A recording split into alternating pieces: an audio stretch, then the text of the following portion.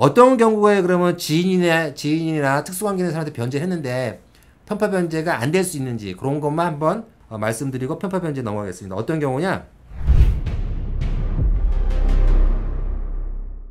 그 편파행위 당시에 빚을 다 갚을 수 있는 재산이 있었어.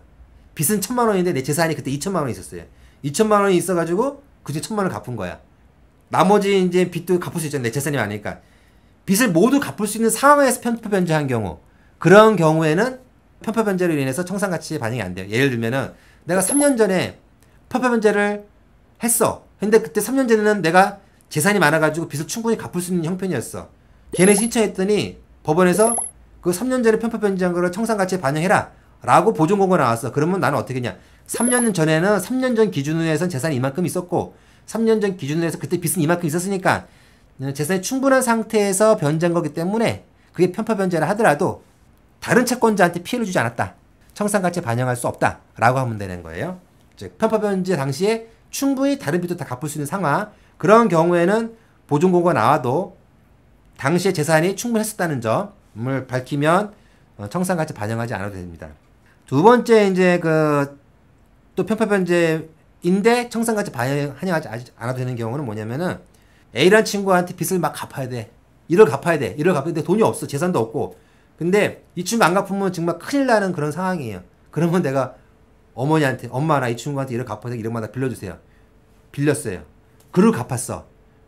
그러면 내 통장에 1,100이 들어왔잖아. 1억이 들어왔어. 좀 있다가 이제 그 친구한테 1억이 나갔어요. 그럼 걔네생 해가지고 이제 입출금 내가 보증하다 보면은 1억이 친구한테 간 게 나오잖아요. 나오면은 법원에서 청산가치에 반영하라고 할 거예요. 그러면은 그때는 이 돈은 내가 엄마한테 빌린 돈을 갚았는데 엄마한테 이 돈을 빌릴 때 이 빚을 갚기 위해서 빌린 돈이다 라고 주장하면은 법원에서 봤을 때 그렇게 보이는 거야. 돈 들어오자마자 얼마 안 돼서 이 친구 빚을 갚았을 경우에, 그런 경우에는 편파 변제에 해당하지 않습니다. 이건 판례에 있어요. 예.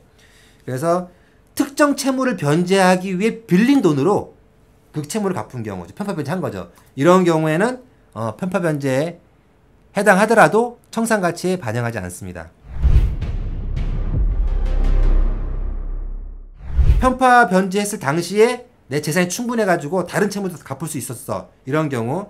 두 번째 경우는 편파 변제를 위해서 그 용도로 변제한 경우, 빌린 돈으로 변제한 경우.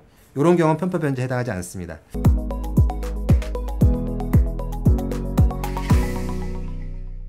이거 괜찮네. 갚는 건 문제가 되는 거야. 지금 걔네생 하기 전에 다른 채권자한테 갚을 수 있는 돈을 그 편파 변제하면 문제가 되지만 걔네생 후에 본인이 다른 돈을 생겨가지고 갚는 건 문제가 안 됩니다. 그거는 편파 변제라는 거는 다른 채권자한테 갚을 수 있었는데 그 돈을 안 갚고 특정 채권자만 갚는 경우가 편파 변제인 거예요. 예. 근데 걔네생 허가난 이후에 본인이 뭐 허리띠를 졸라 매든지 아니면 로또가 당첨됐든지 다르게 생긴 돈으로 갚는 거는 문제가 되지 않습니다. 그거는 회생 진행 중에 문제 안 됩니다. 다만 이럴 수는 있어요. 이제 갚는 건 문제가 아닌데 그 돈이 도대체 어디서 생겼냐? 하늘에서 떨어질 수는 없잖아요. 그 돈이 생기는 데 있어서 혹시나 걔네생 할 때 뭔가 거짓말한 게 아니냐, 그런 거와 관계는 있어. 관계가 있는데 그거를 갖다가 어떤 특정 채권자가 알고서 이의제기를 한다 라고 하면 문제가 발생할 수 있는 거예요. 갚는 것 자체는 문제가 안 된다.